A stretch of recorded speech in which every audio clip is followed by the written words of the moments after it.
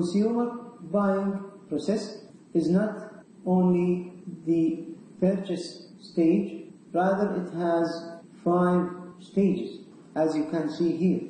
And we need to know that not all of these stages will be used for buying any products. For example, if a consumer wants to buy a cheap product like a bottle of water, he or she will not go through all of these 5 stages.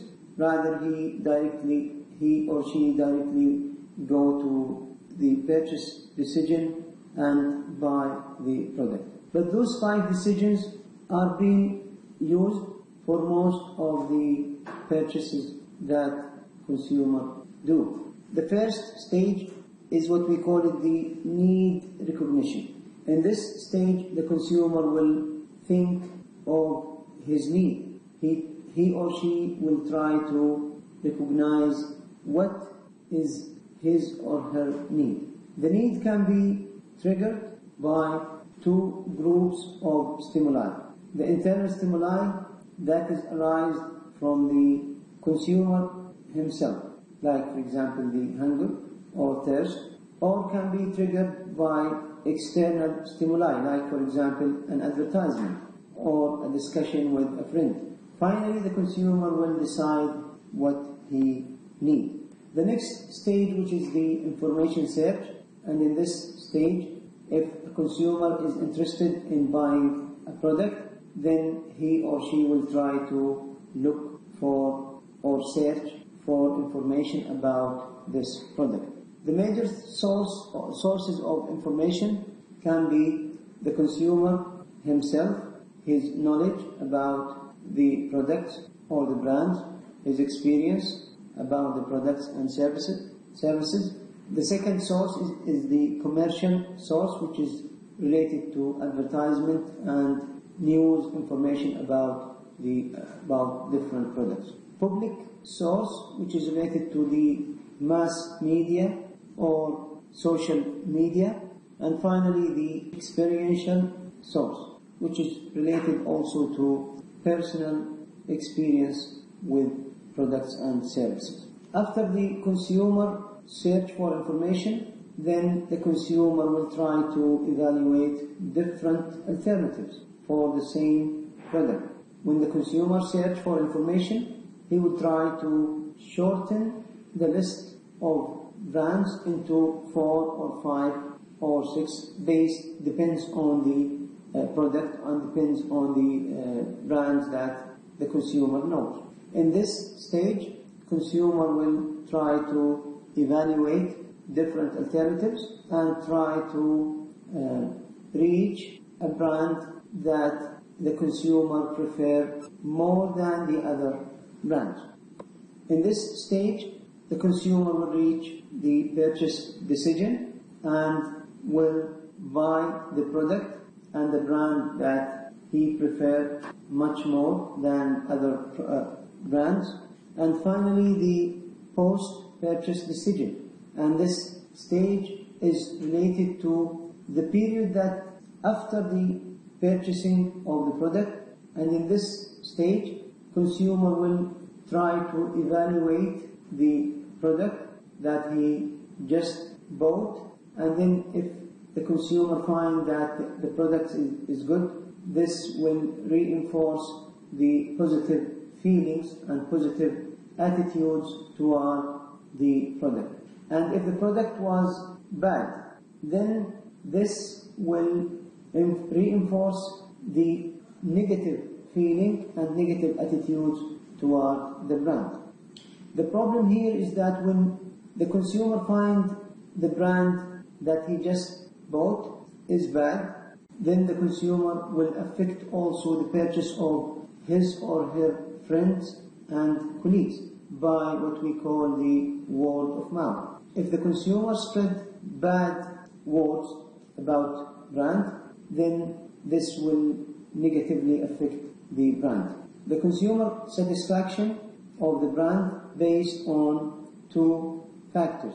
The first factor is the consumer expectation about the brand, and the second factor is the brand performance.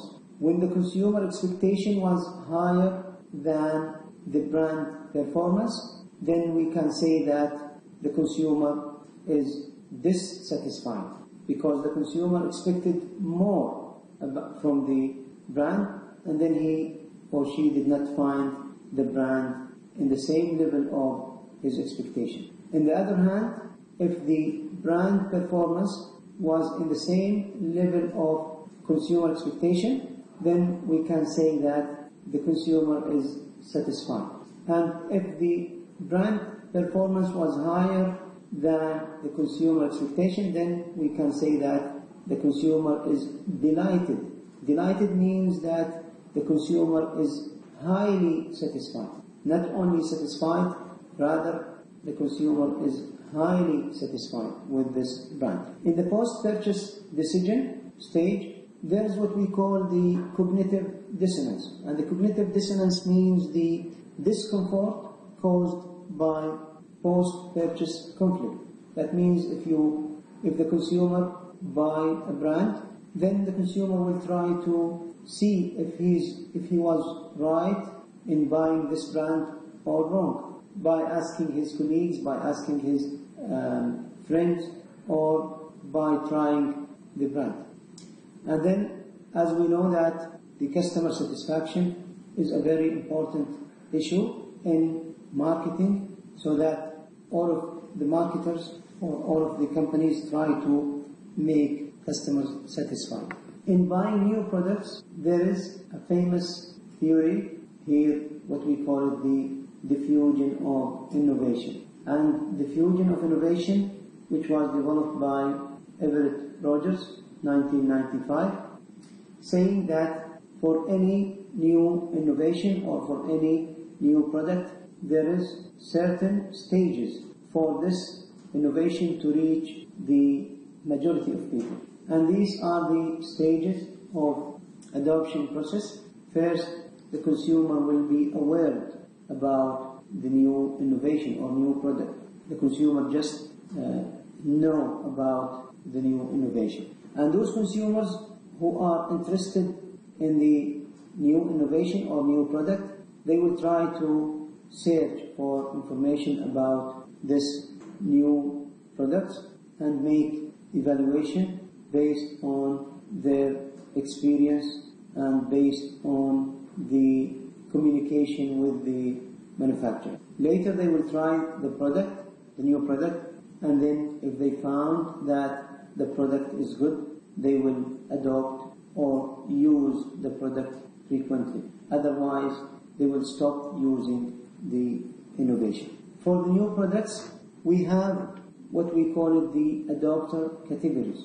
And here you can see that first, a very few number of people will try to use the new product, and those people we call them innovators. And they are around 2.5% of the population. Those innovators are rich people, and they are looking for challenges and for new things. Later, early adopters will try to use the product, and those early adopters are important in marketing, because those early adopters can recommend the product to other people, so that most of the companies are using those early adopters as opinion leaders. Those are 13.5% of all the population. Later, the early majority will try the product, and the early majority are around 34% of the population. Late majority, and those also are around 34% of the population.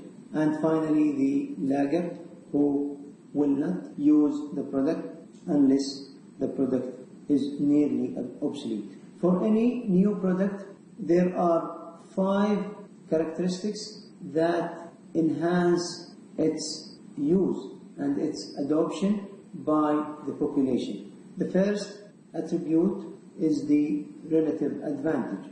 The more the new product has advantages, the more it will be adopted by the population. The second attribute is related to the compatibility. And compatibility means that the new product is compatible with the beliefs and values of the consumers. The more the product is compatible, the more it will be used and adopted by the consumers. Third is the complexity, and complexity means how easy the product is being used. So the more the product is easy, the more it will be used. And the more complex in using, the more it will be not used. Fourth is the visibility or divisibility. Here, if using the product will be visible to other people, then this will enhance the probability of product use. And the more the product is hidden, it's being used, the less it will be used. Finally, the communicability, and this attribute is related to the level of communicating the benefits of the product with others. If I can communicate the positives that I found in using any product to others, then they will try to use the product.